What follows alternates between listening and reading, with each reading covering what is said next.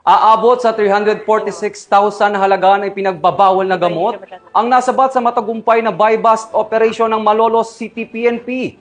3 sospek arestado. Tinutukan niya ni Patrolman Mildred Tawagon.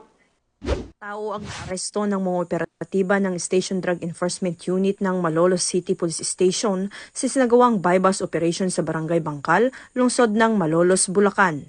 Kinilala ni Police Lieutenant Colonel Romel E. Gineblaso, hepe ng Malolos City Police Station, ang mga 3 sospek na sina alias Ryan, 44 taong gulang, alias Eman, 30 taong gulang, at alias Toto, 26 taong gulang na pawang mga residente ng Malolos City at Navotas City.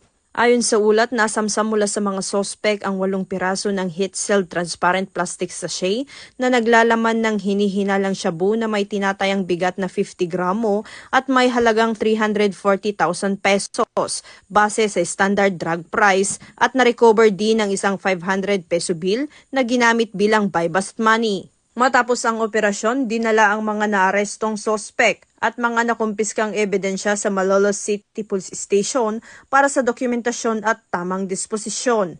Muling pinatunayan ng pambansang pulisya na patuloy nitong isinusulong ang walang humpay na kampanya laban sa iligal na droga upang mapanatili ang kapayapaan, kaayusan at kaligtasan ng mamamayan sa pamamagitan ng mas pinaigting na operasyon at aktibong pakikipagtulungan ng komunidad.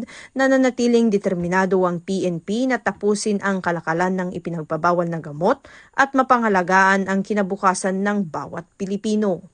Mula dito sa Bulacan Police Provincial Office, ako ang inyong PNN correspondent, Patrolwoman Mildred A. Tawagon, alagad ng batas, tagataguyod ng Balitang Pulis.